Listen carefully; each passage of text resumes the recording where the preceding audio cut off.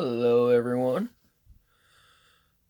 So, I made a video a few weeks ago about guys I thought the Cavs should acquire that I thought would be a good lift to them to signify, hey, we're pushing forward. We're actually trying to get better. Then they started off 3 0. Good things happened. And of course, everyone got some kind of injury. Ridiculous, but the Cavs actually look pretty good. So I thought it'd be good to revisit that and see what they still could do, because things have changed since that video. Rudy Gobert is no longer an option, as he signed a 5-year, $215 million deal. I am glad the Cavs did not do that. Rudy Gobert is a very nice player. He is absolutely a defensive anchor. He's going to get you 12, 15 points a game most nights. But he's not a $40+ million player. No way. No way. So I'm glad the Cavs did not do that. But then they got involved in this James Harden deal. And when I first saw that they were getting involved, I'm thinking, oh, great, what in the world are they going to do? And they shipped off a first-round pick, which also leads to questions, but then you see it was owned by Milwaukee. So you know it's going to be a late 20s, maybe 30s pick. So it's not going to be the best in terms of first-round value. It's basically just saying, hey, the Rockets got 4 first-round picks. More than anything. And in that, they got Taurean Prince and Jarrett Allen.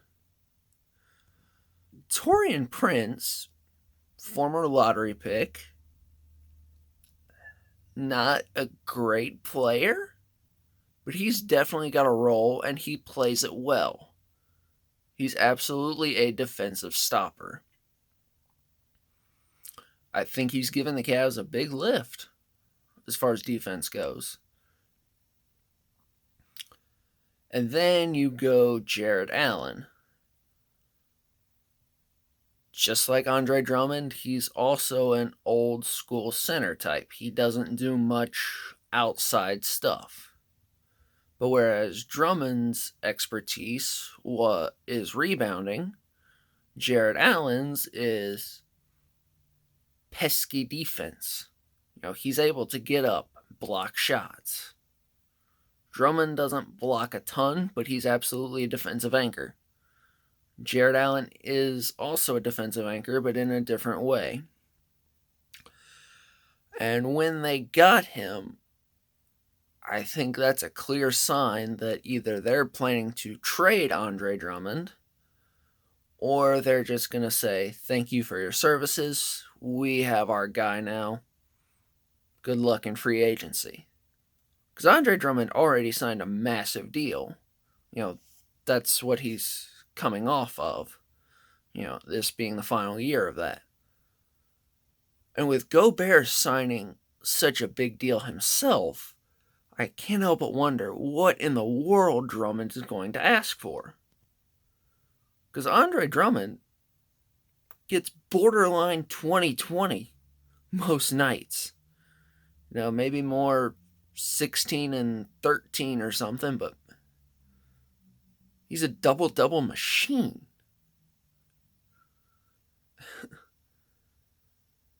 And when I made that video saying Drummond might be the most likely, I thought the familiarity would be good.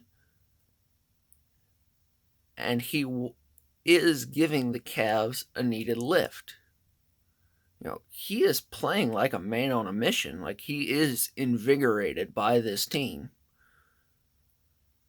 Now, I don't think the Cavs are going to want to offer him a gigantic contract, so I think Drummond is going to leave, especially when you consider you have a 22-year-old, uh, very good blocker, a guy who's going to get you probably 12, 14 points most nights, in Jared Allen. I just don't think they're going to say they want to go after a guy like Drummond. I think he's just going to command too much.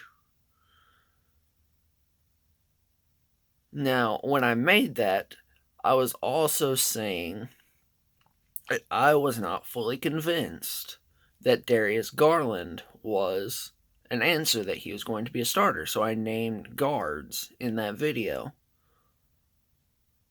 He so far has proven me wrong. Colin Sexton has been amazing so far. And Darius Garland is showing why he was a number 5 overall pick. He's averaging, I think, 17, 18, 19 points a game, something like that. He's playing very, very well.